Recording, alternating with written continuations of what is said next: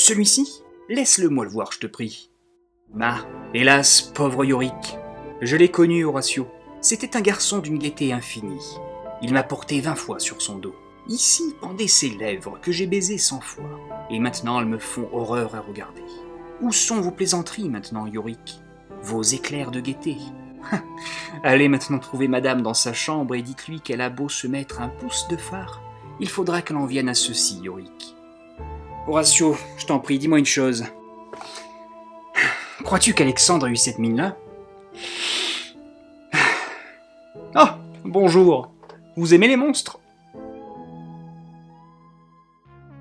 Quelle question! Tout le monde aime les monstres. Ils peuvent nous terrifier, nous faire cauchemarder et même nous faire rire. Qu'il soit affligé d'un costume ridicule, le monstre fait rêver. C'est ça la magie du cinéma. Le problème c'est qu'il en existe tellement de ces monstres qu'on ne sait jamais qui ils sont vraiment et d'où ils viennent. Avec cette nouvelle émission, nous allons découvrir, ou redécouvrir, les monstres qui nous font trembler et rire à en mourir. Mais vous allez voir, certains d'entre eux sont absolument magiques. Commençons. Si, par le plus grand des hasards, vous connaissez tout le cinéma ainsi que toutes les créatures qui le peuplent, vous connaissez sûrement King Dong, du film Flash Gordon, la parodie érotique de Flash Gordon.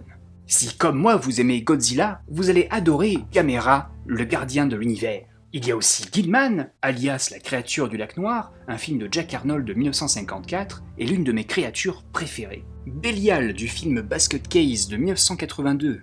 Excroissance, Petit Frère, Démon ou mélange de tout ça. À vous de voir. Melvin, Toxic Avenger de 1985.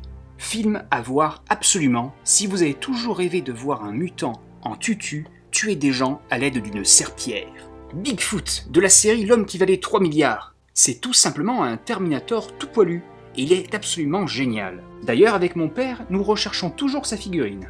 Le Léprochaune, le côté obscur de Willow, et accessoirement le Némésis de Jennifer Aniston.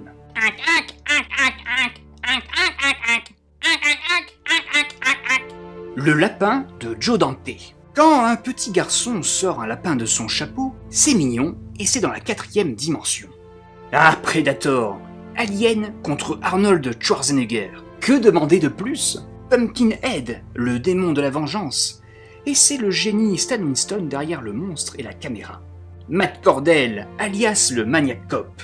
C'est un peu le Benalla du cinéma, en y réfléchissant. L'homme invisible, de 1933. Méchant, violent et terroriste. Tout pour plaire.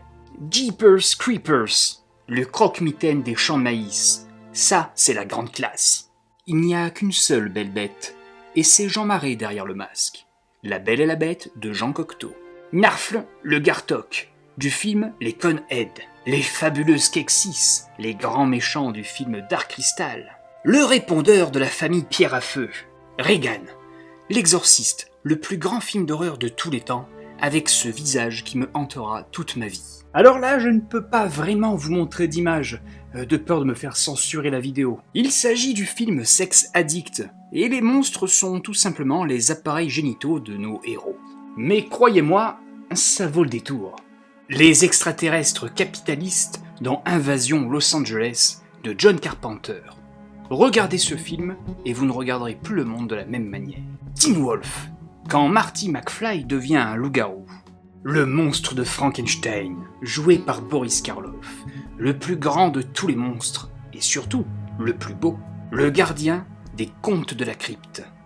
Une des meilleures séries de tous les temps. Et si vous ne l'avez jamais vue, arrêtez cette vidéo et foncez voir les contes de la crypte. Pearl, l'archiviste vampire du film Blade. Tant qu'à parler de vampires, Santonico Pandemonium, du film Une nuit en enfer. Bon, une fois transformée, elle est moins suave.